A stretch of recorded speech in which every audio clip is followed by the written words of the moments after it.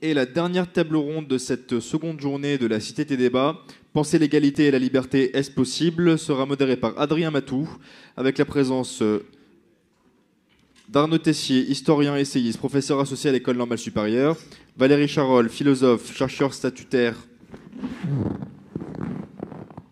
au CNRS, et Stéphane Rosès, politologue.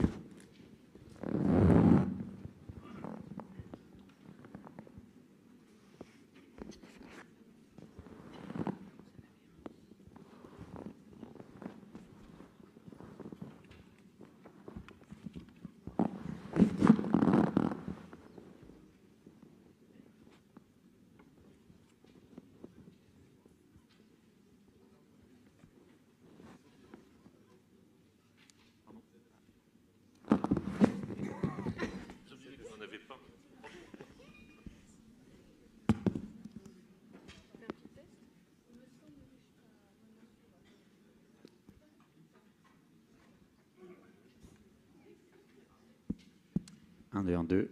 Ouais, c'est bon.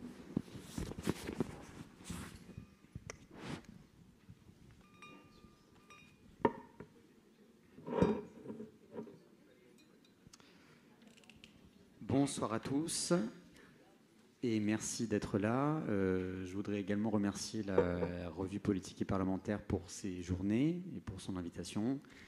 Merci aussi à la mairie de Saint-Raphaël qui a tout bien organisé. Merci à Arnaud Benedetti et merci aux trois débatteurs d'être venus. Je ne sais pas si vous vous rappelez, en 2017, il y avait une émission de télé qui a été organisée où les candidats à la présidentielle devaient s'exprimer devant une classe d'enfants. Et le président Macron avait été chargé par un de ses enfants d'expliquer la différence entre la gauche et la droite en 1 minute. Et il avait dit, la droite, c'est une famille politique française pour laquelle le plus important, c'est sans doute la liberté. Et la gauche est une famille politique française pour laquelle le plus important, c'est sans doute l'égalité. Alors, le président n'avait qu'1 minute et il s'adressait à des enfants âgés entre 8 et 12 ans. Par chance, c'est pas notre cas aujourd'hui. Ceci dit, c'est assez intéressant de voir que le président, instinctivement, avait pensé les termes de la devise républicaine en opposition. Et on a l'impression, d'ailleurs il y avait un sondage hier qui l'avait bien montré, que c'est un petit peu notre tendance. On a tendance à penser que trop égaux, nous serions moins libres, et trop libres, nous serions moins égaux. La question qu'on va essayer de se poser aujourd'hui, c'est celle de l'articulation entre la liberté et l'égalité. Est-ce qu'on peut penser la liberté et l'égalité sans que l'une ne prenne le pas sur l'autre? Je vais donc demander leur avis à nos trois intervenants, en commençant par Valérie Charol. Valérie, vous êtes philosophe, chercheur au sein du laboratoire d'anthropologie politique, qui dépend donc du CNRS et de l'École des hautes études en sciences sociales, et vous avez publié un livre, le dernier, Se libérer de la domination des chiffres. Donc voilà cette question, comment penser ensemble finalement la liberté et l'égalité? Si, pour répondre à cette question en premier éclairage, juste pour ouvrir le débat, moi je voulais mettre l'accent sur 2 points qui sont un peu des évidences, mais je crois qu'il faut aussi savoir partir d'évidences de temps en temps. En tout cas, c'est en philosophie, c'est une chose qu'on essaye de faire revenir au fondement. D'abord, première chose, parce que la question c'est penser l'égalité et la liberté, est-ce possible? La réponse est quand même que d'une certaine manière, enfin même de toute manière, la liberté suppose l'égalité juridique. La liberté individuelle, celle des modernes, pour Tocqueville, elle suppose qu'on soit tous égaux en droit, qu'on ait tous le droit d'entreprendre si l'on veut. Le commun de la démocratie, donc la liberté des anciens pour Tocqueville, elle suppose une voix, une personne. Donc je dirais que ce point de une voix, une personne, qui est à l'origine de la démocratie athénienne, c'est chaque membre du démos athénien a droit à une voix. C'est de là que vient démos kratos. Le pouvoir du démos, chaque membre du démos a une voix. Eh bien, cette égalité face à les libertés individuelles et politiques, elle est vraiment au fondement de la démocratie grecque, mais aussi de celle des droits qui sont issus des Lumières. Alors, c'est un fondement qui nous appartient, enfin, qu'il ne faut pas oublier. Même si la matérialisation de cette égalité, elle est récente. C'est en 1945 seulement que les femmes ont eu le droit de vote en France. Donc toutes les premières, deuxième et troisième républiques se sont faites avec un corps électoral réduit de moitié. Pour ce qui est de l'égalité face aux droits individuels, c'est dans les années 60 que les femmes ont eu en France le droit, quand elles étaient mariées, de travailler sans l'autorisation de leur mari. Donc, vous voyez, c'est au fondement théorique, et pratiquement cette égalité face à la liberté que nous offre la démocratie, elle a mis du temps à se réaliser. Donc, sur ce premier point, ce que je voulais vraiment souligner, c'est la radicalité de la liberté des anciens et des modernes qui suppose l'égalité comme socle. La liberté d'humains égaux en droit sur le plan individuel et collectif. Et c'est comme ça, je pense, qu'il faut entendre l'article 1er de la Déclaration des droits de l'homme et du citoyen. Les hommes naissent et demeurent libres et égaux en droit. Alors, la deuxième question, c'est qu'est-ce qui se passe quand on enlève le « en droit » ? Les hommes naissent et demeurent libres et égaux. Est-ce que cette situation-là est la réalité à laquelle nous faisons face ? Je pense que c'est aussi de ça qu'on va débattre, mais en ayant bien à l'esprit donc, ce lien intrinsèque qu'il y a entre liberté et égalité, le fait aussi que face à l'absence de liberté, nous sommes égaux, que ce soit dans les régimes totalitaires, mais aussi, pensons à l'épisode de la Covid, on a tous été égaux face aux restrictions de nos libertés. Alors après, comment, je pense que ça va être beaucoup de notre débat, comment penser l'égalité et la liberté en pratique ? Je voudrais juste citer, pour introduire la pensée du philosophe américain John Rawls, qui a travaillé sur la justice, et il essaye de prendre au sérieux cette question. Comment est-ce que dans des démocraties avancées, on fait aller ensemble liberté, égalité, comme on le... Et il pose deux principes. Le premier, c'est la liberté doit être assurée de façon première. Deuxième principe, il faut, pour gérer l'égalité, il y a deux choses qu'il faut assurer. La première, c'est l'égalité des chances. Vous avez accès aux positions en fonction de ce que vous avez comme potentiel. Et la deuxième, c'est une courroie pour ceux qui sont les moins chanceux. Je vous rappelle qu'aux États-Unis, il y a un revenu minimum aussi. Même dans presque tous les pays, maintenant, il y a un revenu minimum. Je pense que la définition de John Rawls, donc c'est un penseur des années 70 qui a, jusqu'à sa mort, retravaillé ce point de la question de comment concilier liberté et égalité est vraiment intéressante. Et je terminerai juste en disant qu'aujourd'hui, le constat serait plutôt qu'on est, Pierre Manon l'a dit hier soir de façon...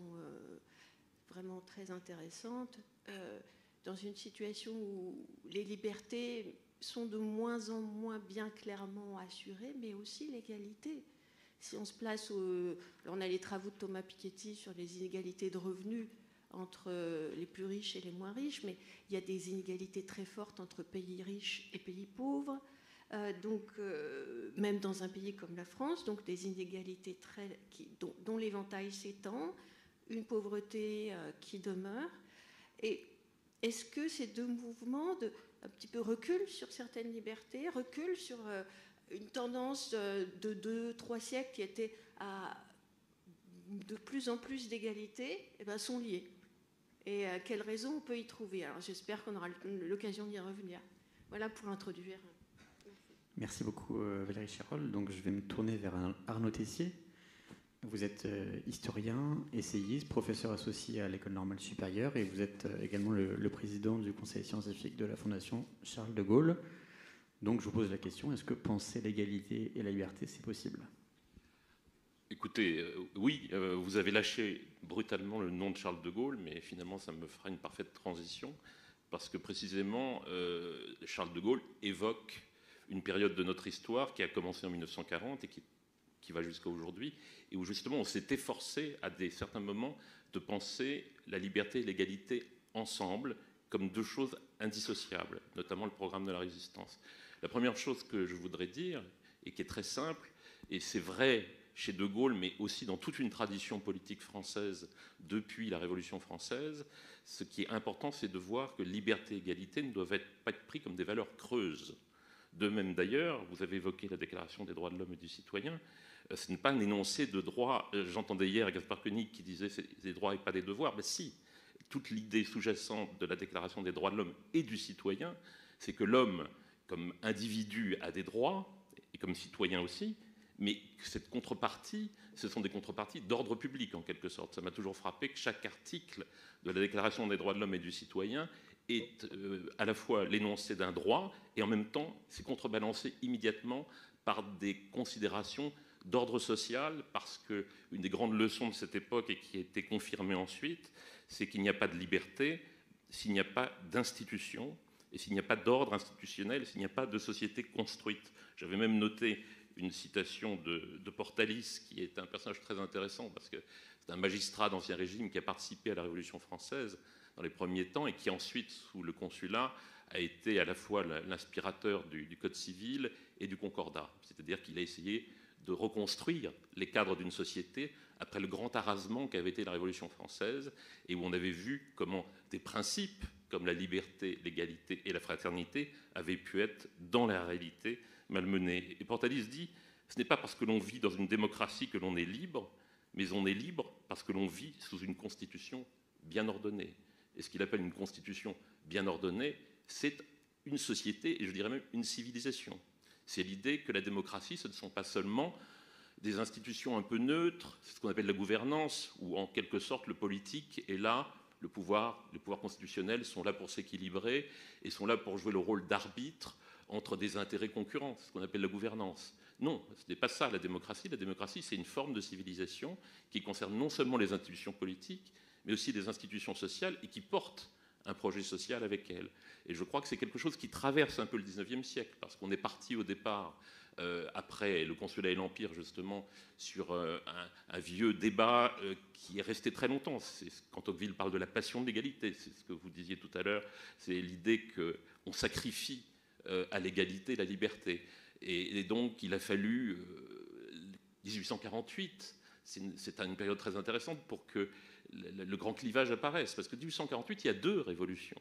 Il y a celle de février 1848, qui est une révolution qui, pour les libertés politiques, qui est précédée par la campagne des banquets à la fin du règne de Louis-Philippe, et puis il y a juin 48, et ce sont les républicains qui écrasent de manière sanglante une révolution sociale. Et c'est là qu'on s'aperçoit que la liberté ne suffit pas, en quelque sorte, et qu'il faut une démocratie sociale, sinon enfin, il faudra d'autres rappels, il y aura la Commune de Paris, mais la Troisième République va essayer précisément de bâtir un projet de société, un projet de civilisation qu'on appellera la République, c'est-à-dire qui est beaucoup plus qu'un mode de fonctionnement constitutionnel. Ce n'est pas la République américaine.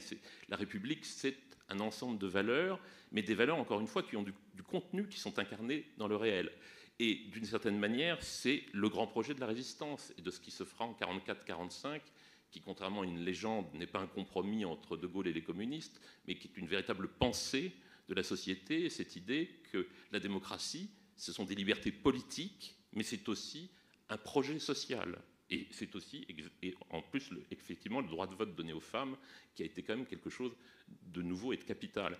Et tout cela va traverser les années qui suivent, cette idée que la démocratie sociale est un élément constitutif de la démocratie, et donc il n'y a pas de liberté valable s'il n'y a pas un projet social qui garantisse l'égalité.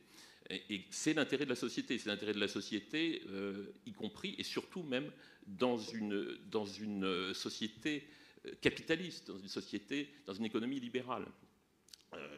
Le grand professeur de droit social Alain Supiot a réédité il y a 3 ou 4 ans un texte de Bossuet que Bossuet avait prononcé devant la cour avec une vigueur extrême, qui est le sermon sur l'imminente dignité des pauvres. Et dans ce sermon, Alain Supeau l'a transposé pour décrire ce qui est le principe de solidarité aujourd'hui. La solidarité, ce n'est pas l'assistance. La solidarité, c'est une sorte d'échange entre ceux qui sont plus riches et ceux qui sont moins riches, entre les pauvres et les riches.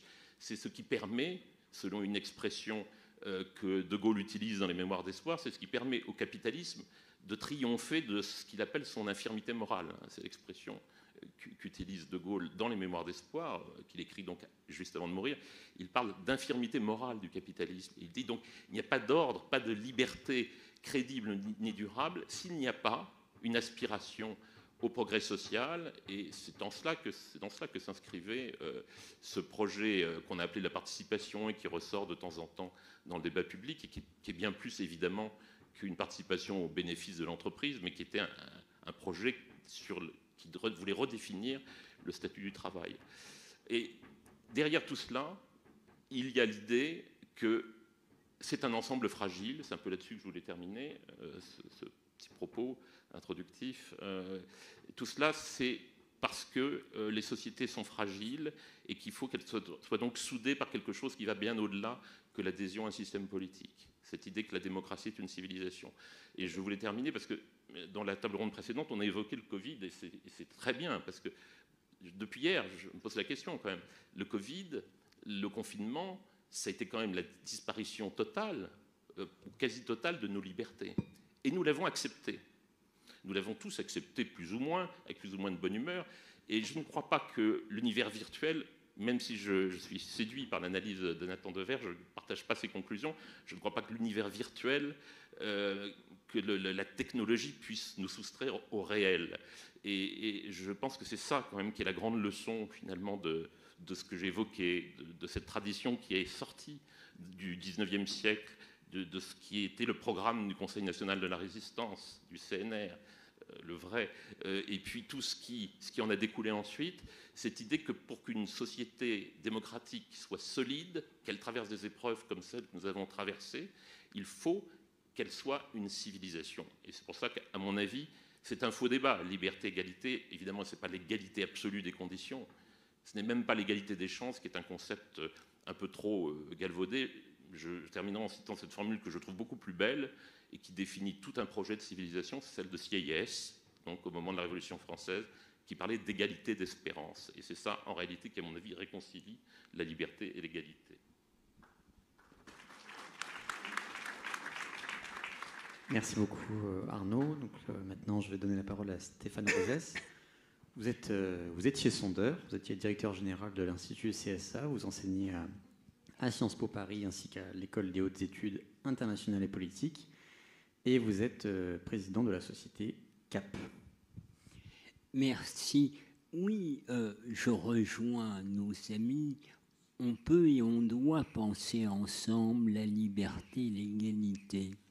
Ce ne sont pas des concepts ou des valeurs qui se baladent en l'air, et je voudrais partager avec vous la conviction que pour les sociétés occidentales, liberté et égalité ne sont pas des fins, mais des moyens au service d'un principe qui précède ces valeurs et concepts, qui est le fait de s'assembler ensemble pour faire face au réel, c'est-à-dire la façon dont chaque peuple s'approprie le cours des choses au travers d'un imaginaire. Donc pour moi, liberté et égalité sont liées dans les sociétés occidentales.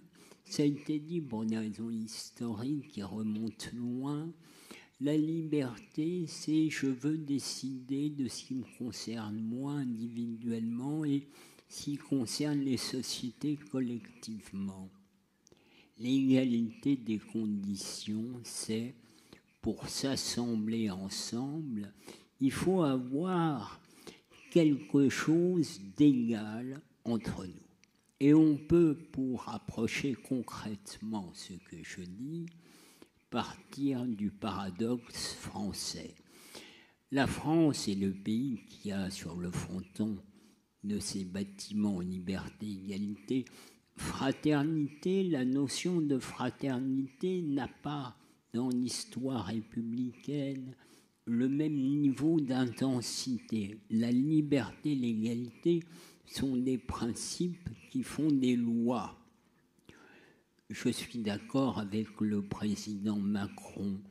Au fond, de la tension entre liberté et égalité naît une dispute commune qui fait que nous nous assemblons sur cette dispute. C'est la phrase de René Char.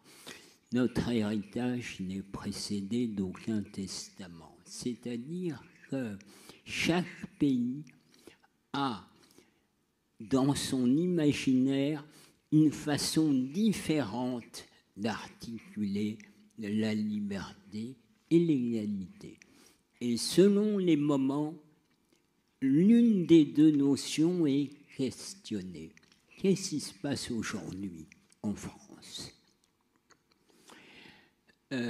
Nous sommes le pays qui a poussé le plus loin l'idée de liberté et d'égalité. Pire, on en a fait une déclaration universelle des droits de l'homme et du citoyen, ça a été rappelé à juste titre, l'article 1.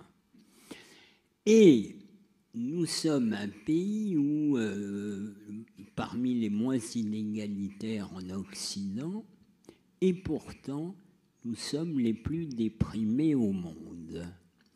Eh bien, nous sommes les plus déprimés au monde parce que l'équilibre entre liberté et égalité ne fonctionne plus parce que notre façon d'être au monde est remise en cause. Au fond, s'il faut penser ensemble liberté et égalité, c'est parce que c'est l'expression au plus haut point de la façon de nous assembler pour être des Français. Pourquoi ?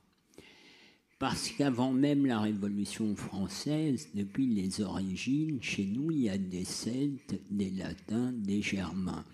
Et donc, nous avons poussé loin l'idée d'égalité des conditions avant même la Révolution française, au travers du droit de caricature, au travers de notre type de théâtre, au travers de nos formes artistiques, pour mettre les individus dans des disputes communes, de sorte que l'égalité des conditions, c'est une façon de dénaturaliser nos origines au travers du politique, au travers de la dispute politique, au travers de la représentation du pouvoir, de sa symbolique, car la France est constituée autour de l'État et l'État a précédé la nation. Donc il faut déjà penser en France, ensemble, la liberté et l'égalité, car c'est le politique qui, chez nous, tient ensemble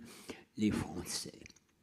Alors, dans le sondage qui nous a été présenté hier, les Français disent les libertés sont remises en cause, mais les Français sont prêts à renoncer à énormément de liberté individuelle. Et dans un débat avec Marcel Gauchet, dans la RPP, avec Arnaud Benedetti, j'avais pu énoncer mon grand étonnement, ça a été dit par Arnaud Tessier et vous, par la capacité des Français durant la pandémie à renoncer aux libertés individuelles à ce point.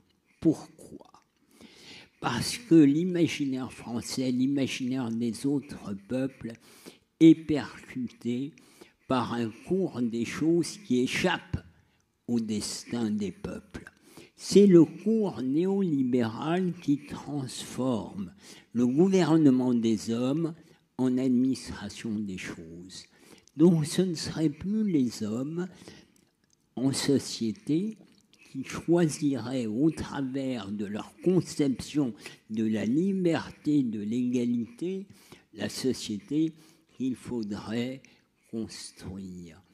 Et nous sommes, nous, Français, les plus pessimistes au monde parce que ça attaque le fondement même de ce qui nous tient ensemble, la dialectique entre la liberté et l'égalité. Donc, pour conclure, le cours des choses remet en cause la capacité des peuples en Occident à maîtriser leur destin en étant maîtres de la définition du bon équilibre entre la liberté et l'égalité. Ça vient d'un cours des choses néolibéral qui contourne la souveraineté des peuples, la souveraineté nationale, et ça remet donc en cause la souveraineté populaire. Donc la capacité d'un peuple à peser sur son destin est remise en cause. Mais la singularité française, c'est que l'État en France se retourne contre la nation. C'est-à-dire que l'État qui tient ensemble les Français, indexé sur l'Europe néolibérale, n'est plus le sujet d'une dispute politique commune pour savoir où on va au travers de disputes politiques, de vision politique, mais l'État n'est que le relais de disciplines économiques venant de l'extérieur. Et ce processus de remise en cause du couple liberté-égalité fait que les individus sont tellement déstabilisés qu'ils sont prêts à beaucoup de renoncements sur les libertés individuelles pourvu que la phrase d'Emmanuel Macron soit vraie. Elle a été dite hier. Il faut passer d'une société d'individus à une communauté de citoyens solidaires. Ça, c'est ce que dit Emmanuel Macron. Eh bien, les Français le veulent tellement qu'ils sont prêts à restreindre leur liberté individuelle pourvu qu'on soit tous logés à la même enseigne du confinement, de la façon d'organiser la société, du retour de leur autorité. Donc vous voyez mon argumentation par rapport à Pierre Manant. Nous connaissons une déstructuration de notre démocratie par rapport à ce que dit Pierre Manant par un mouvement endogène des libertés individuelles qui prennent le pas sur ce qu'il appelle les libertés du commun. J'y rajoute, en France, le fait que, ce faisant, l'État qui accompagne l'Union européenne se retourne contre l'imaginaire de la nation. Et donc, la réponse du pays, c'est tout pourvu que le souverain reprenne sa souveraineté, c'est-à-dire soit notre représentant. C'est la grande jacquerie des Gilets jaunes. Les Gilets jaunes, soutenus par les 2/3 des Français, nonobstant les violences, c'est le pays qui demande au souverain d'être l'émanation de ce qu'il est. Le consentement aux privations de liberté individuelle, c'est une supplique de la nation au sommet de l'État pour que, effectivement, l'égalité des conditions reprenne la main pour orienter la liberté.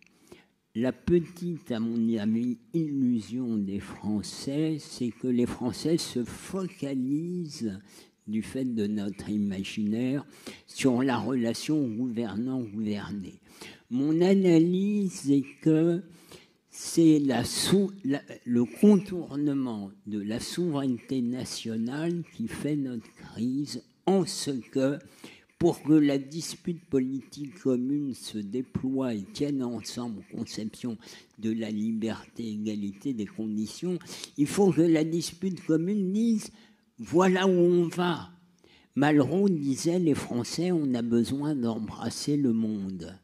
Eh bien, ce qu'est l'Union européenne empêche la France d'embrasser le monde, de déployer son génie singulier entre la liberté et l'égalité, puisque le sommet de l'État et le président, au fond, disent au pays « bon, ben, voilà, le monde est ce qu'il est, vous avez compris, il faut en passer par des normes, des procédures et des disciplines. Donc, à mon avis, ce qui empêche que fonctionnent bien ensemble la liberté et l'égalité, c'est le contournement de la souveraineté nationale. C'est quand nous aurons rétabli la souveraineté nationale que la souveraineté populaire pourra se rétablir et que l'égalité des conditions, ça a été dit,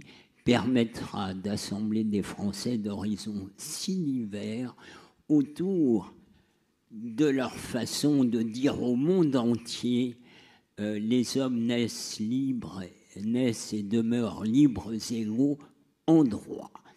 Donc penser ensemble liberté, égalité, c'est comprendre que ce n'est pas une finalité, c'est un moyen au service des imaginaires des peuples, et que pour qu'il y ait une réalité à ces deux termes et une vie, eh bien, il faut d'abord restaurer la souveraineté nationale pour que puisse se déployer la souveraineté populaire. Merci Stéphane. Je vais redonner la parole à Valérie Charol sur un de vos thèmes de recherche. On a coutume d'associer le libéralisme au capitalisme, sans doute parce que le libéralisme économique, en tout cas le croit-on, permet au capitalisme de s'étendre. Et alors vous avez écrit un essai exactement sur ce sujet qui s'intitule « Le libéralisme contre le capitalisme ». Est-ce que vous pouvez nous expliquer la différence entre ces deux notions qui paraissent pour beaucoup de gens finalement assez proches? Oui, merci. C'est un sujet que les deux intervenants précédents ont en fait un peu touché du doigt en disant voilà, on est soumis à des dictats extérieurs, la puissance de l'économie à laquelle on pourrait opposer et on n'arrive pas, on n'y parvient pas, une démocratie sociale qui serait française. Alors, le constat du libéralisme contre le capitalisme, qui est un livre qui est paru en 2006 et dont la dernière édition est sortie en folio en 2021, c'est que on a tort de considérer que le libéralisme en économie, c'est la même chose que le capitalisme en économie. Alors, Michel Albert avait écrit un livre qui s'appelait « Capitalisme contre capitalisme ». Foucault a travaillé sur la question du libéralisme. C'est autre chose que je fais. C'est une lecture d'Adam Smith, de La richesse des nations, et de ce qu'il nous dit de ce qu'est le libéralisme en économie. Et ce que nous dit Adam Smith de ce qu'est le libéralisme en économie fait très profondément résonner quelque chose qui a du lien avec l'égalité, et qui n'a quasiment rien à voir avec le système capitaliste que l'on pratique aujourd'hui. Alors je m'explique un tout petit peu, vous allez voir c'est facile à comprendre. Le système que j'appelle capitaliste, mais je justifie ça, le livre est assez long, c'est un système dans lequel on valorise des concentrations.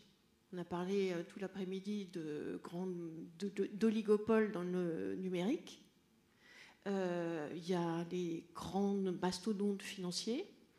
Dans les infrastructures, c'est pareil. Or, l'économie libérale, le marché, l'économie de marché, pour Adam Smith, c'est des petites entreprises en concurrence qui ne peuvent pas avoir de position dominante l'une sur l'autre. Et donc, quand au moment de la crise de 2007-2008, vous entendez « too big to fail », vous êtes exactement à l'opposé de la pensée libérale en économie, c'est aussi l'exact opposé de la pensée libérale sur le plan politique. Mais donc il y a une vraie filiation et un vrai lien entre libéralisme économique et libéralisme politique. Je rajoute encore un ou deux éléments d'illustration, parce que je pense que c'est vraiment important de ne pas se tromper de vocabulaire aujourd'hui pour qualifier notre système économique. Le néolibéralisme a fait une sorte de hold-up sur le terme en nous faisant croire qu'il était dans la filiation du libéralisme. Mais il est beaucoup plus dans une filiation qui est celle de l'économie, si vous voulez, de grands groupes ayant du pouvoir sur autrui. Or, la philosophie d'Adam Smith, qui est aussi un philosophe, grand philosophe écossais, la tradition des Lumières écossaises, c'est de nous dire le marché, c'est une bonne solution dans la mesure où les acteurs vont être de petite taille, en concurrence, et faire valoir leur intérêt. Mais ils ne vont pas maximiser leur intérêt, ce qui est la théorie néolibérale, où on maximise tout, et où on veut donc toujours plus. Adam Smith ne dit jamais, dans La main invisible, chaque année, le chef d'entreprise va devoir faire plus de bénéfices que l'année précédente. Le PIB va devoir être plus important que celui de l'année précédente. Il n'est pas du tout dans une tendance qui serait celle de long terme, d'un accroissement sans fin. Et d'ailleurs, c'est le propre à tous les économistes dits classiques, libéraux classiques. Leur tendance de long terme, c'est une économie d'équilibre et pas d'accumulation. Donc ça, c'est la deuxième grande différence. Puis je rajoute juste un point qui est propre là à Adam Smith, c'est qu'il a écrit aussi la théorie des sentiments moraux. Et je pense que dans sa théorie des sentiments moraux, il met en avant une des caractéristiques de l'être humain, qui est de dire que l'être humain se caractérise par le fait qu'il a de l'empathie envers les autres êtres humains. Et je pense que c'est pour ça qu'il a conçu l'économie de marché telle qu'il a pu la concevoir, en se disant mais les gens ne vont pas abuser de leur position dominante. D'abord, on va faire en sorte qu'il n'y en ait pas, mais ensuite, il n'y aura pas cette tendance à l'abus. Il s'est peut-être trompé là-dessus, mais en tout cas, il y a une chose qui est claire, c'est que le capitalisme dans lequel on vit aujourd'hui n'est pas le libéralisme tel qu'il est pensé. Et ça peut peut-être ouvrir des pistes pour penser autrement ou pour mettre en vigueur une démocratie sociale. Je ne vais pas prendre trop longtemps la parole, mais alors là, c'est un sujet sur lequel on a franchement beaucoup de choses qui peuvent être faites. J'ai encore 3 minutes. Alors, est-ce que je reviens à Rawls. Parce que Rawls, il essaye de penser quelque chose d'universel, sachant que la Déclaration des droits de l'homme, certes, c'est la France, mais enfin, la Révolution américaine, c'était avant. Donc, je crois, enfin, on n'est pas les seuls donneurs de leçons potentielles dans le monde. Vous voyez, les Lumières écossaises, c'est très beau aussi. Donc, Rawls, il dit il y a 5 types de régimes politico-économiques qui sont possibles, dont seuls 2 peuvent assurer la justice. Alors, les 3 qui ne peuvent pas, c'est le capitalisme de laisser-faire, la bureaucratie soviétique et l'État-providence capitaliste. Pourquoi? Et ça, c'est ce qui m'intéresse. Il dit parce qu'on laisse jouer à fond le marché capitaliste, puis après l'État doit payer les dégâts causés par le capitalisme, et puis c'est très cher. Et il dit en revanche, il y a 2 systèmes qui peuvent marcher. C'est la démocratie de propriétaires.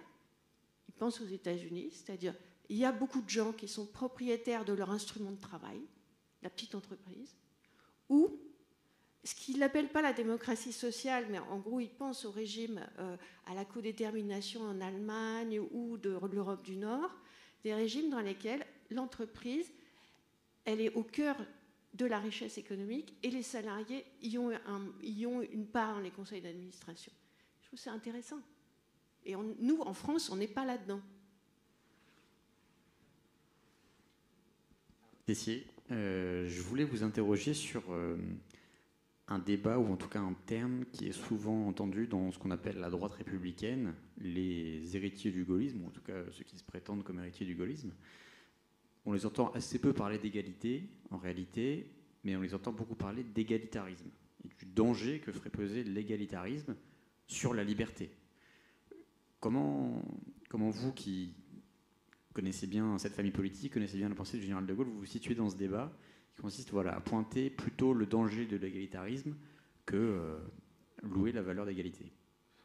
Je pense que c'est parce que leur pensée a été en quelque sorte infectée par ce que vous disiez, le néolibéralisme, qui défigure en réalité ce qui est le libéralisme politique, et en particulier le drame, je pense, de beaucoup de dirigeants de droite, même qui se disent de filiation gaulliste, même s'ils le disent de moins en moins, c'est qu'ils ont oublié quand même l'élément, la transcendance fondamentale qu'évoquait d'ailleurs Stéphane Rodez, qui est l'État, c'est-à-dire cette transcendance qui en réalité, a porté le projet démocratique français, qui a été dénoncé comme étant antagoniste, non seulement avec les libertés économiques, mais d'une manière générale avec le bon fonctionnement du capitalisme.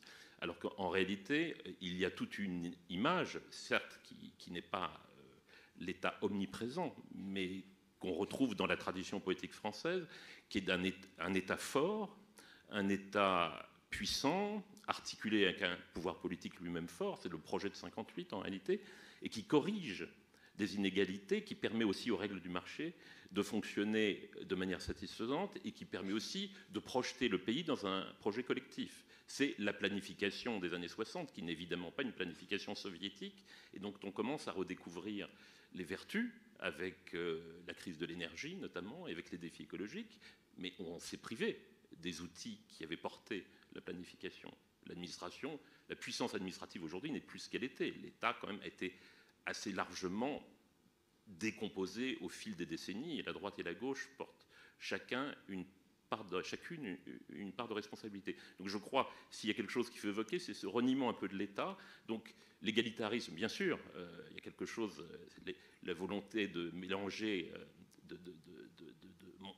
enfin de pousser l'égalité jusqu'au principe d'égalité extrême, qui est un vice pointé par Montesquieu, évidemment. Mais il ne faut pas que ça se fasse au détriment d'une pensée sur ce que j'appelle la civilisation démocratique. Or, notre civilisation démocratique a toujours été fondée sur l'idée que l'État devait être fort pour pouvoir corriger, encore une fois, ce que évoquait De Gaulle avec l'infirmité morale du capitalisme. Et le projet de participation, qui est très mal connu, hein, ce projet de 68-69, c'est ça. On a un document qui, d'ailleurs, je crois, était inédit, que j'ai publié dans un livre récent, où De Gaulle explique en juin 68, c'est une note certainement faite à l'intention du nouveau Premier ministre qui succède à Georges Pompidou, qui n'avait pas très bien compris le projet de De Gaulle. Et il explique ce que ça doit être la participation dans son esprit, et c'est effectivement revivifier le statut du travailleur, le statut du salarié, non pas pour faire de la cogestion, mais pour qu'il y ait véritablement au sein de l'entreprise une information très forte des salariés et la reconnaissance du rôle du salarié dans le fonctionnement de l'entreprise. C'était presque un objectif presque anthropologique qu'il avait, parce que De Gaulle percevait que le capitalisme allait vers une crise globale. Il l'avait dit dans ses vœux étonnants de décembre 68, où il évoquait mai 68, il disait « Nous avons enterré les diables du printemps dernier, mais nous avons à faire face à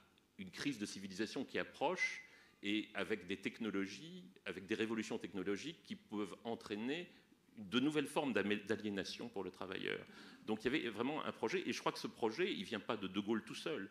Il vient de la résistance, des réflexions de la résistance, et puis il vient de toute une tradition de pensée qui remonte aussi aux libéraux politiques de la première moitié du XIXe siècle, et qui s'est incarné quand même déjà dans les années 60 par ce qu'on appelait un peu le libéralisme d'État, c'est-à-dire une économie libérale avec un fort pouvoir de structuration de l'État. Donc je crois, pour résumer, je crois que le drame un peu intellectuel de la droite française, c'est qu'elle a un peu adopté un peu vite le programme qu'avait défini M. Kessler, qui est un des dirigeants du MEDEF, et qui, il y a quelques années, avait dit il faut démanteler pièce par pièce le programme du CNR. Chose qui était entreprise, effectivement, au fil des 20 dernières années.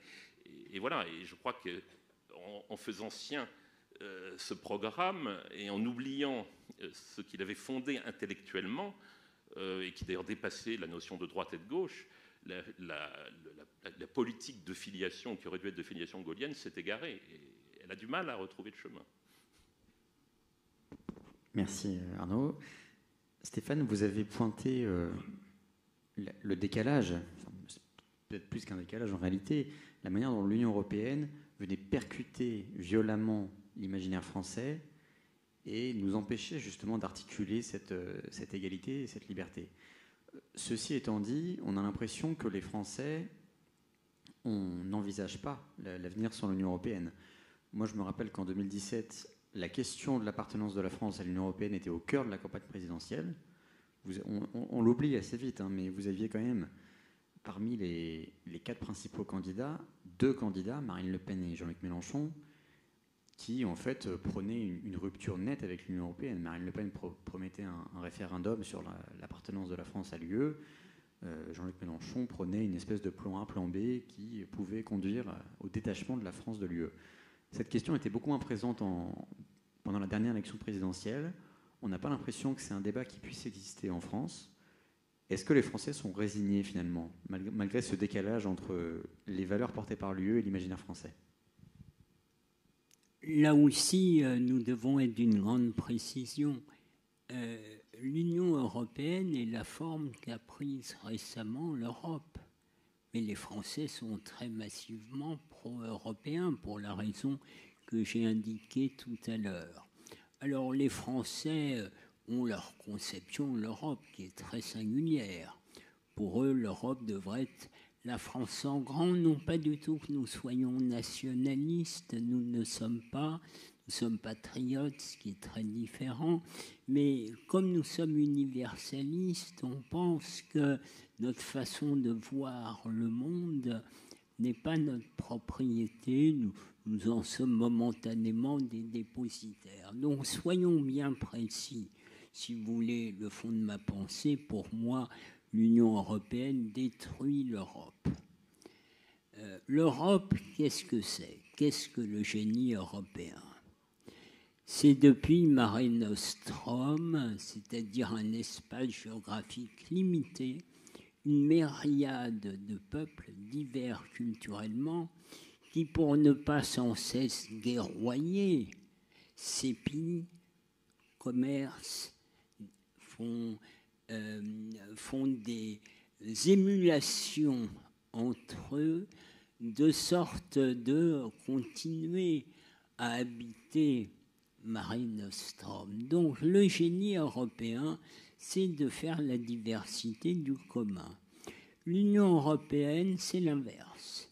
C'est à partir de procédures uniques, l'idée économiciste, techniciste, qui rallie à la fois les marxistes vulgaires et les libéraux vulgaires, c'est l'idée que les sociétés seraient mues par l'économie et non pas par des fondamentaux, ce que j'appelle leur imaginaire, qui encadrent leur conception de la bonne économie et leur type de rapports sociaux.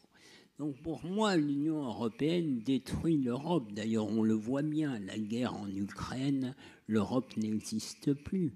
Tout se décide à Washington, à Moscou, à Pékin, un peu à Londres. Donc, qu'on soit bien, j'ai travaillé énormément sur toutes ces questions. J'ai travaillé pour la Commission européenne, j'ai enseigné à Sciences Po ces questions. L'Europe n'est pas l'Union européenne. C'est pour ça que les Français ont voté non au traité constitutionnel européen, alors qu'ils sont pro-européens. Ils étaient contre l'élargissement, car pour eux, il fallait d'abord approfondir le projet européen avant que d'élargir. Et quand on parle de ça, comme j'ai pu le faire avec les décideurs de l'époque, il y a au fond, y compris lorsqu'arrive le traité constitutionnel européen, beaucoup de retours sur le fait que l'Allemagne a poussé des feux pour tout de suite élargir. Alors il y avait un contexte historique pouvant rendre ça compréhensible, mais en un mot, les Français sont très massivement pro-européens du fait de leur imaginaire. Le sujet pour eux, là où il peut y avoir une dispute politique, c'est justement l'Union européenne renforce-t-elle l'Europe ou la dissout-elle? Puisque j'ai été le sondeur qui, pour la première fois, mesurait le non devant le oui après une baisse de 15 points du oui d'une vague sur l'autre. Comme je travaillais pour Claude Chirac, François Hollande et le PC, j'avais fait des études qualitatives pour croire mes chiffres. C'est la directive Bolkestein qui fait basculer le pays.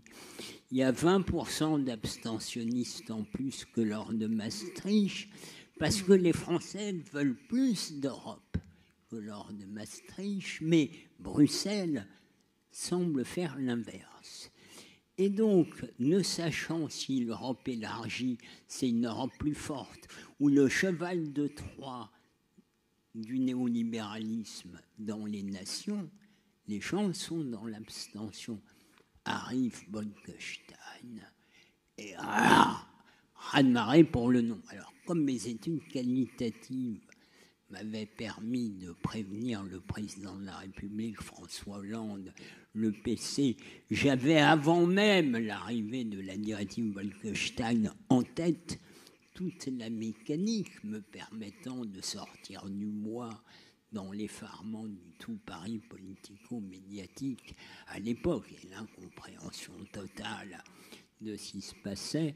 Donc les Français sont très massivement pro-européens.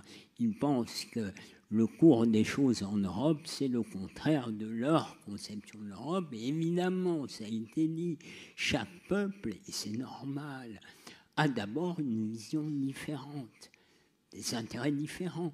On le voit bien sur la question ukrainienne. Ce n'est pas une question de morale, ce n'est pas une question de valeur. Ça, c'est Walt Disney, Netflix et Marvel de nous faire croire que le conflit en Ukraine, c'est une affaire de valeur. Non. Le terme de géopolitique, ça veut dire que c'est un terme allemand que les gens des relations internationales n'aiment pas. Parce que le terme de géopolitique, ça veut dire la façon dont on voit la politique de la façon dont on est situé géographiquement. C'est fort différent que les relations internationales. Mais on est en train de dire que l'imaginaire de chaque peuple fait qu'il voit le monde extérieur à partir de son monde intérieur. Donc, en un mot, les Français sont à 90% pro-européens. Ensuite, ils se disputent sur le fait de savoir s'il faut une Europe des nations ou une Europe fédérale. Longtemps, les Français ont voulu une Europe fédérale. Mais derrière, puisqu'on en parlait tout à l'heure et on parlait du très grand Alain Supiot, il y a un débat à l'intérieur même des Lumières. Alain Supiot, dans l'avant-dernière livraison du débat, donne un interview à Arnaud Benedetti et moi sur les lettres persanes de Montesquieu. Quel est le débat des gens des Lumières? Montesquieu dit « Le négoce entre les nations pacifie les nations ». C'est le libéralisme. Pourvu que l'esprit de cupidité ne l'emporte pas à l'intérieur des nations. C'est le néolibéralisme.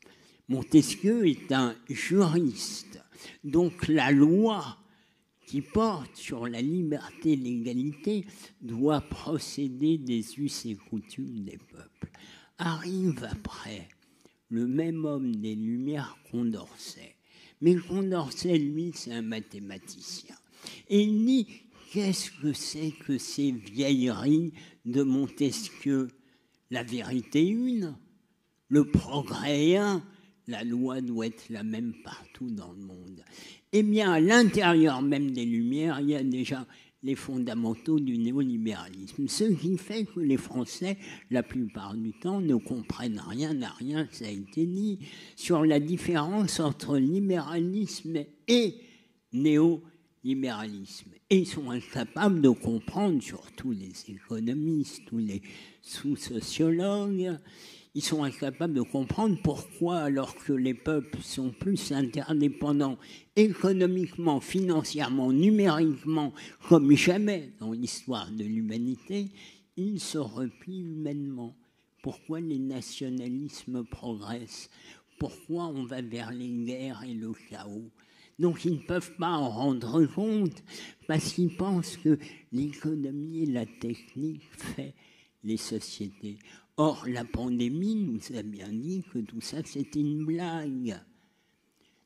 Tous les pays de la planète ont été affectés par une pandémie faisant des morts de façon contingente. Toutes les civilisations orientales, eurasiennes, arabo-musulmanes, latino-américaines, occidentales, que ce soit aux États-Unis ou en Europe, ont décidé d'arrêter leur économie. Ce qui anime les peuples, parce que les hommes ne sont pas des vaches, ce n'est pas d'aller chercher là où l'herbe est la plus verte. Ce qui anime les peuples, ce n'est pas la recherche de la prospérité, c'est de maîtriser ensemble notre destin collectivement. Et ça veut dire des conceptions différentes de la liberté, de l'égalité selon les peuples. Mais tous ont choisi de mettre en péril leur économie et l'économie mondiale pourvu de réagir ensemble. Les Français ont fait beaucoup de concessions aux libertés individuelles pourvu que, au travers de cet exemple, on rappelle que la France, c'est du commun. C'est pas des quartiers balkanisés, c'est pas chacun fait son petit business dans son coin. C'est d'abord une communauté de citoyens, ce qui fait que bizarrement, ils ont été prêts à beaucoup renoncer à leur liberté individuelle pourvu que revienne la promesse de la liberté du commun, comme disait hier Pierre Manon.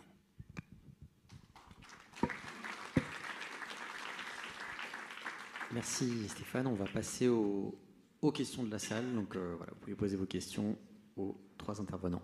Merci. Et n'hésitez pas à lever la main si vous avez des questions.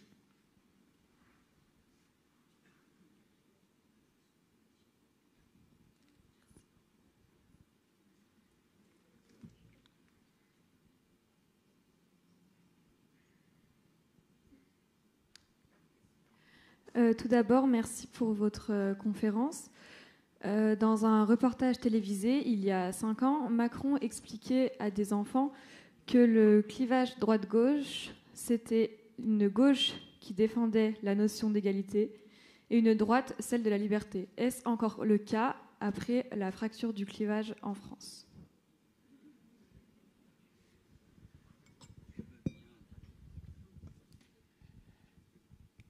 Pourquoi, pour répondre à votre question, mademoiselle, le sujet pourrait être pourquoi les partis traditionnels de droite et de gauche sont mis de côté au profit de figures comme Emmanuel Macron, Marine Le Pen et d'un certain point de vue un peu Jean-Luc Mélenchon qui prétendent dépasser les clivages gauche-droite, Jean-Luc Mélenchon dans une conception un peu latino-américaine du populisme, de la France métissée. Bon, il essaye de faire au mieux, mais qu'est-ce qui se passe ? Le clivage gauche-droite est construit sur le clivage social, pourvu qu'il y ait un avenir commun. Ça, c'était le moment du capitalisme managérial où demain serait meilleur. Donc la dispute pouvait se déployer. Le clivage gauche-droite avait ses partis et la discussion se faisait sur la répartition des rapports sociaux, la bonne conception de l'égalité. Qu'est-ce qui se passe avec le néolibéralisme ? C'est l'inverse. Que nous disent les néolibéraux ? Vous aviez raison, madame, d'insister sur la différence entre libéralisme et néolibéralisme. Les libéraux disent qu'il faut construire l'avenir. Les néolibéraux disent taratata. Le sujet, c'est s'adapter au mieux au présent. Et cette modification fondamentale veut dire des choses très lourdes dans le débat intellectuel. La montée du fanatisme religieux, la montée du wokisme, comme autant de lieux où on va se protéger à l'abri d'un cours des choses où le darwinisme social serait dorénavant la loi. Donc, nous avons aujourd'hui des avatars de bonapartisme, ce que j'appelle le néo-bonapartisme, dont Emmanuel Macron est la figure la plus étincelante.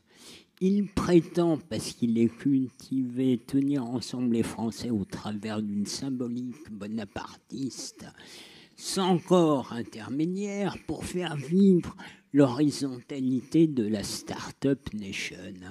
Donc son hubris, c'est de croire que sa seule personne va permettre de tenir ensemble des individus isolés dans leur coin au travers d'une symbolique politique, alors même que chaque modèle, chaque peuple, c'est une cohérence entre les dimensions culturelles, politiques, les rapports sociaux, les rapports à la technique. On ne peut pas être à ce point scindé dans le en même temps. Donc, pour répondre à votre question, s'il y a un retrait du clivage gauche-droite, c'est que le sujet du pays, comme ailleurs, c'est l'incarnation du politique, c'est le commun. Et de sorte que la symbolique politique préempte la question sociale. Néanmoins, chaque individu est plus porté vers l'égalité ou la liberté, mais la gauche en Europe a un problème structurel, c'est que le sujet du moment, c'est le retour du commun, le retour de la souveraineté, le retour de la maîtrise de notre destin. C'est ce qui se passe en Suède, c'est ce qui se passe en Italie, c'est ce qui va se passer partout en Europe.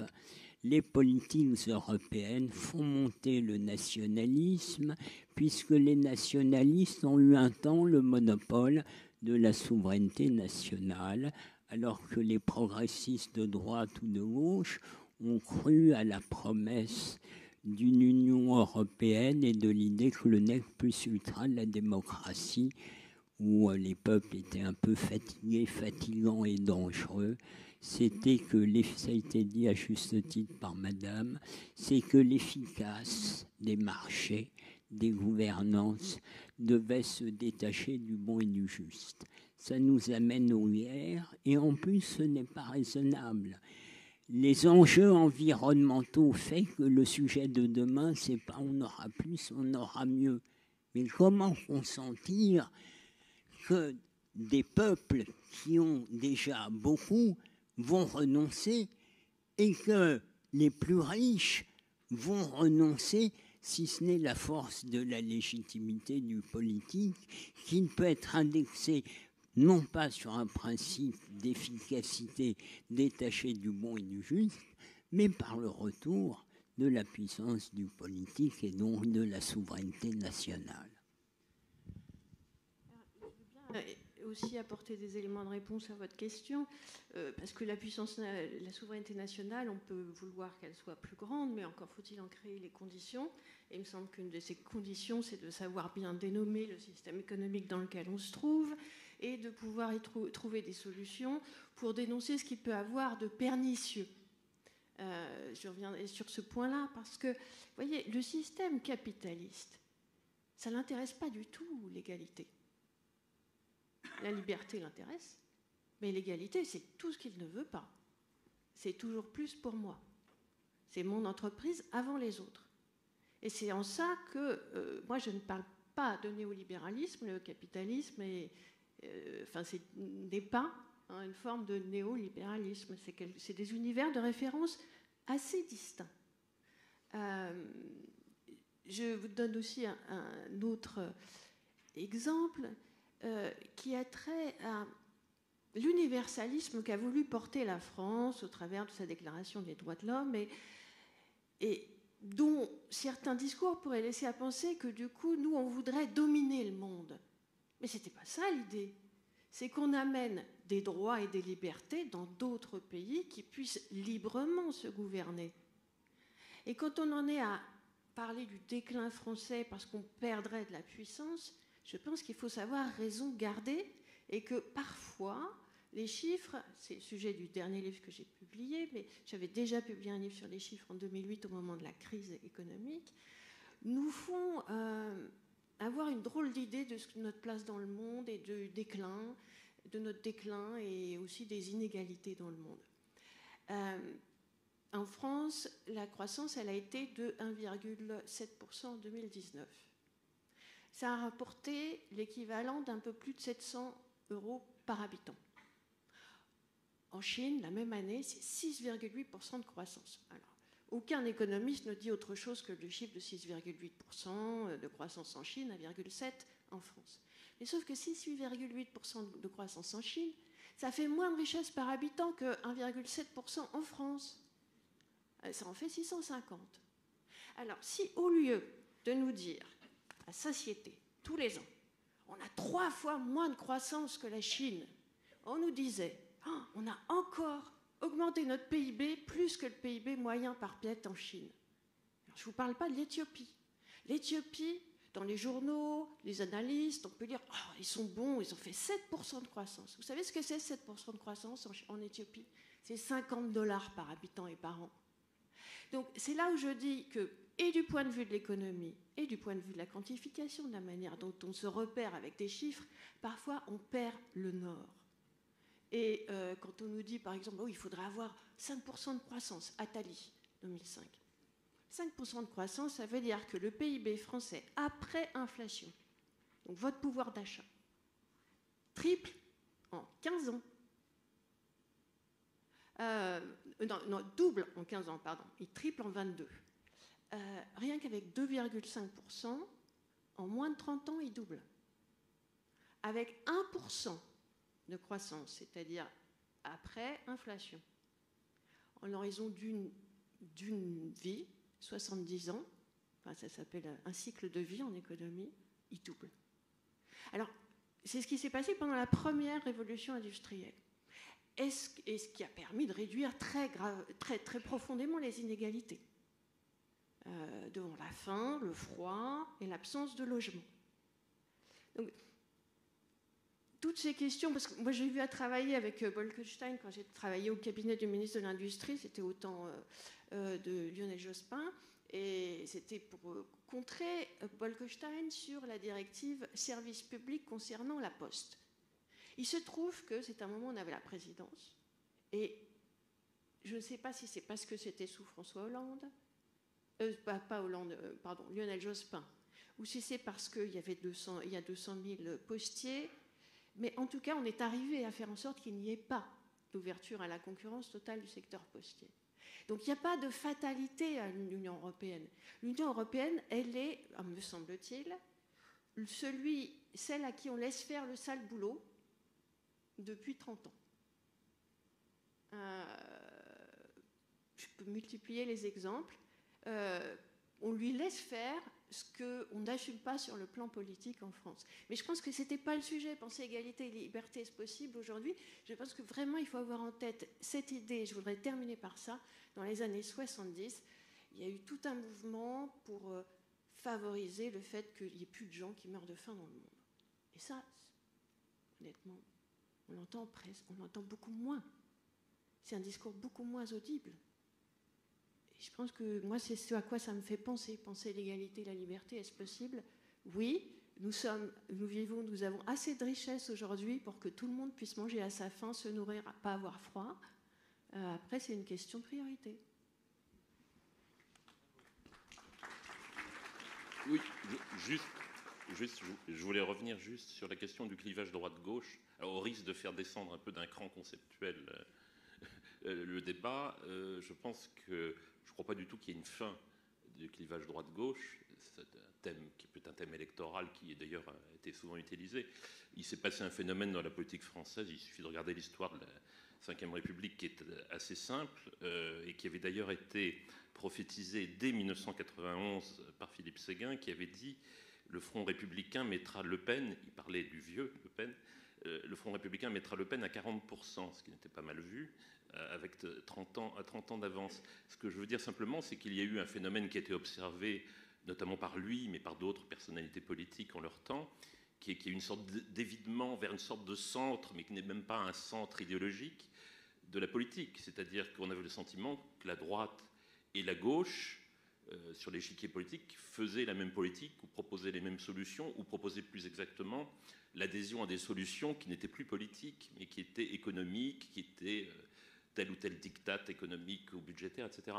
Et donc, par une sorte de phénomène absolument compréhensible et qui répond aux lois de la gravitation en politique comme dans tout le reste, eh bien, les électeurs ont déserté les partis traditionnels et se sont reportés soit vers l'abstention, soit vers les bords extrêmes de l'échiquier politique. Et puis il arrive un moment où les bords extrêmes deviennent tellement plantureux qu'ils réenvahissent le cœur de l'échiquier politique, et c'est ce qui est en train de se passer. Donc ça, c'est une mécanique qui montre que la politique obéit à des lois très simples. C'est qu'à partir du moment où vous n'avez plus de conviction, soit vos voix s'évaporent, et c'est le problème de l'abstention, soit elles vont vers ceux qui donnent le sentiment qu'ils ont des convictions.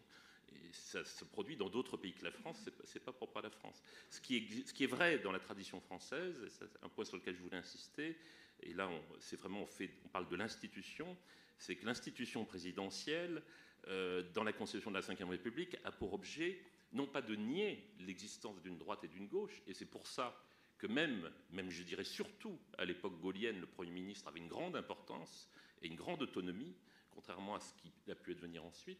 Le système gaulien n'était pas du tout présidentialiste, mais c'était l'idée que le président qui était élu pour 7 ans, qui était élu à partir de 62 au suffrage universel direct, et qui faisait usage du référendum, qui est quand même dans la Constitution, notamment dans son article 3, mis sur le même plan que l'élection des représentants. Le référendum de notre Constitution marche sur une seule jambe aujourd'hui.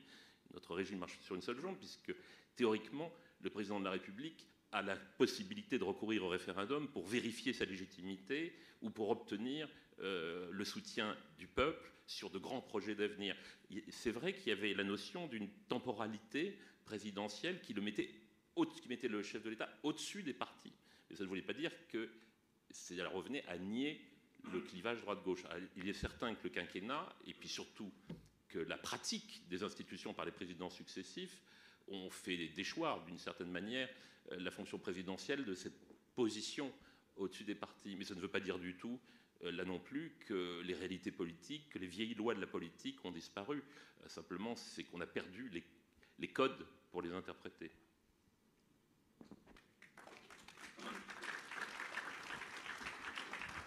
Merci. On va prendre une autre question dans la salle. Bonjour. La liberté et l'égalité sont deux principes phares de notre démocratie, allègrement décortiqués, comme vous l'avez d'ailleurs brillamment fait aujourd'hui. Je ne vous apprendrai pas que notre devise comporte un dernier mot, un dernier principe.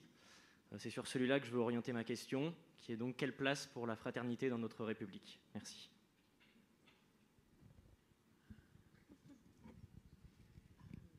Oui, je l'avais indiqué d'emblée, parlant de la devise républicaine, que le terme fraternité, à mon avis, dans l'histoire de notre République, n'a pas exactement le même statut.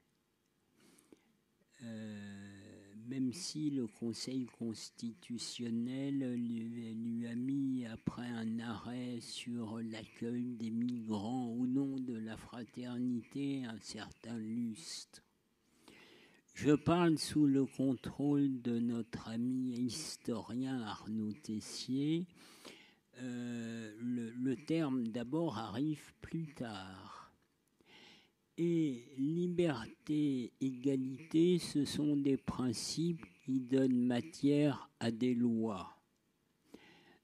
La fraternité, me semble-t-il, dans l'esprit républicain qui est le nôtre, c'est de rappeler que la communauté nationale ne peut faire l'économie de relations horizontales entre citoyens, de sorte qu'ils se sentent partie prenante. Mais il est frappant de voir que selon disons que quand la liberté et l'égalité sont remises en cause dans leur dialectique propre, comme c'est le cas aujourd'hui, alors beaucoup s'interrogent sur la question de la fraternité. Et ça correspond au moment actuel où le possible se restreignant, on réaménage le souhaitable et on repense la question des communs. Et donc on voit dans l'idée de fraternité quelque chose d'immanent qui serait plus conforme aux communs, dont l'histoire sociale remonte au Moyen-Âge, sur la façon dont on mettait en commun tout un tas de biens et services. Je vais compléter, si vous voulez, d'une remarque. Je partage tout à fait l'analyse selon laquelle, sur le plan juridique, la fraternité n'a pas la même portée en termes de droit et sur le plan juridique. En revanche, elle me semble, la fraternité, à la fois valoir sur le plan de la création du collectif national, mais aussi être liée à la question d'un collectif humain, universel. Et la question qui se pose aujourd'hui, qui renouvelle aussi le débat, c'est la fraternité avec notre environnement. Puisque vous savez maintenant qu'on commence à avoir des droits qui sont attachés aussi à des éléments de la nature. Donc c'est un droit qui est plus doux, qui est encore en évolution aussi, mais qui se retravaille aujourd'hui par rapport à la question de comment nous comportons-nous par rapport à notre écosystème que nous mettons en danger. Donc il y a ça qui, au niveau international, qui intervient avec des conventions, des accords, des négociations. Et je reviendrai juste sur le moment où, vous voyez, il y a une sorte de désenchantement politique en France. Moi, je le ferais très volontiers dater du moment où les Français votent non au référendum sur l'Union européenne. Et quelques mois après, l'Assemblée nationale adopte le traité sur l'Union européenne. Alors ça, c'est quand même un crime de lèse-démocratie extraordinairement puissant.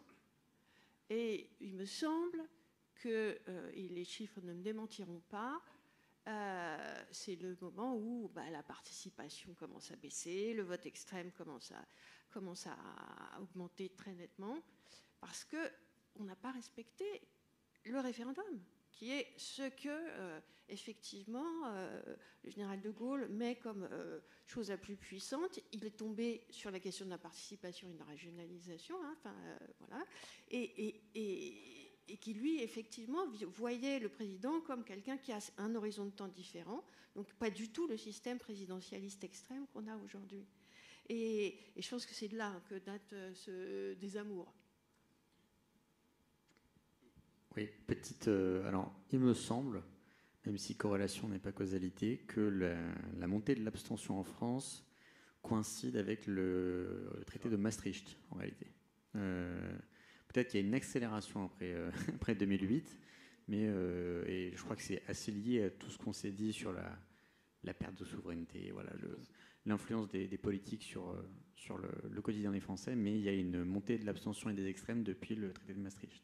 Je dirais même plus précisément, c'est le référendum sur le quinquennat, où les gens n'ont pas été votés parce qu'ils n'ont pas vu d'enjeu, et puis parce que le président de la République, qui était Jacques Chirac, avait dit à l'époque que de toute façon, il n'engageait en rien sa responsabilité. Donc les Français ont eu le sentiment.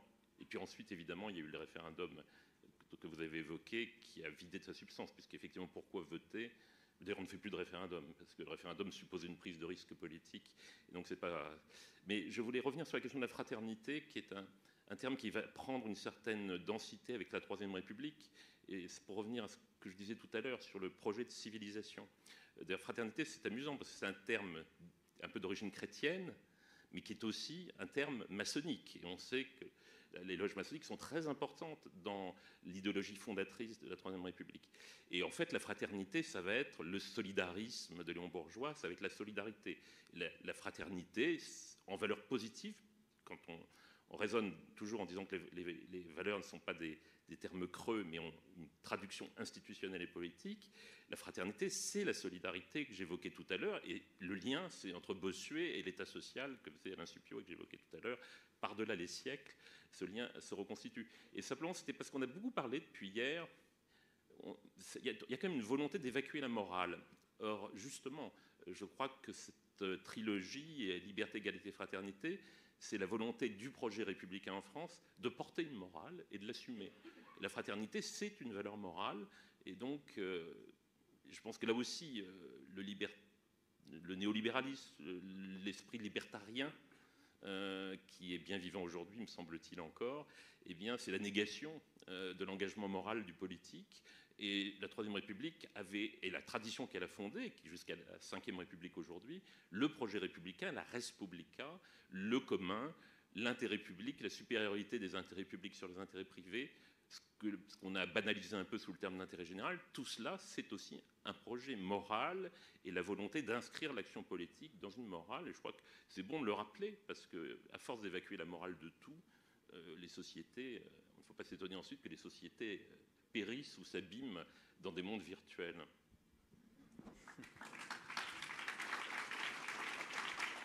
Merci.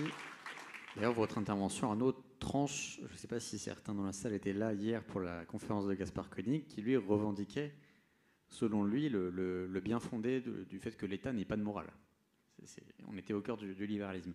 On a le temps pour une dernière question, je pense. Si on a une. Non, pas de question. Oui, je voudrais, Arnaud, quand même, par rapport à ce que vous dites sur la morale, et Gaspard Koenig, je pense qu'il est décisif de rappeler que la République en France, ce n'est pas une simple procédure, ce n'est pas une simple efficace. Comme le disait Peggy, l'instit et le curé se font la guerre. Pourquoi ? Ils racontent la même chose. La République, pour l'emporter, a dû porter un dépassement, une transcendance nécessaire depuis la guerre des Gaules. Ça a pris la forme chez nous du fait que les catholiques l'ont emporté sur les protestants, les jésuites l'ont emporté sur les jansénistes, et la République n'est qu'au cube la prétention de la monarchie catholique de tenir verticalement ensemble. Donc il y a bien dans la République française l'idée qu'un citoyen n'est pas un simple individu, hein, on le sait, mais il faut le rappeler. Bon, ça c'est une chose. Évidemment, Gaspard Koenig est plutôt un libéral libertaire, et c'est pour ça qu'il est contre l'élection du président de la République au suffrage universel direct, qui tient symboliquement ensemble les Français, nonobstant la politique menée. Lui voudrait faire de la politique un simple mécanisme de gouvernance. Bon, donc là, il y a un débat de fond qui engage la morale politique. Mais nous, citoyens, nous, penseurs, nous ne devons pas penser le chaos actuel à partir de la morale. Pourquoi ? Pourquoi, dans les médias, on fait du catch, on fait de la morale, on fait de l'émotion ? Mais parce que les individus ont peur. Et donc, comme ils n'arrivent pas à analyser le cours des choses, les individus n'acceptent pas que le réel se déploie hors d'eux. Ils n'ont pas les outils intellectuels pour comprendre le cours des choses. Et donc, ils font la morale. Ils disent le bien, le mal. Comme ça, ils sont du côté du bien, évidemment. Donc, nous, citoyens, nous, intellectuels, nous ne devons pas penser le monde et le cours des choses à partir de catégories morales. Nous devons expliquer les mécanismes qui font les choses. C'est une seule petite précision, mais sans doute sera-t-on d'accord, car partout dans les médias, dans le monde intellectuel, c'est le blanc, le noir, où est le mal, où est le mien, toi tu es le mal, moi le mal. Non, notre travail, notre éthique, à nous, intellectuels indépendants et citoyens, c'est d'abord comprendre le monde. Une fois qu'on le comprend, on peut juger, on peut faire un engagement, mais d'abord, notre métier, notre exigence, c'est comprendre ce qui se passe. Ni rire, ni pleurer, comprendre ce qui se passe. Et je le dis pour les étudiants, parce que sur les réseaux sociaux, dans les médias, le spectacle est accablant. Personne ne pense. On condamne, on juge, on soutient, on dit... ça génère le complotisme civilisé des Occidentaux, pour beaucoup d'entre eux, ou, je dirais, du quotidien, du café, du commerce. Mais notre travail à nous, c'est d'abord de comprendre, et ensuite, si on comprend bien, alors chacun fait ses choix en connaissance de cause.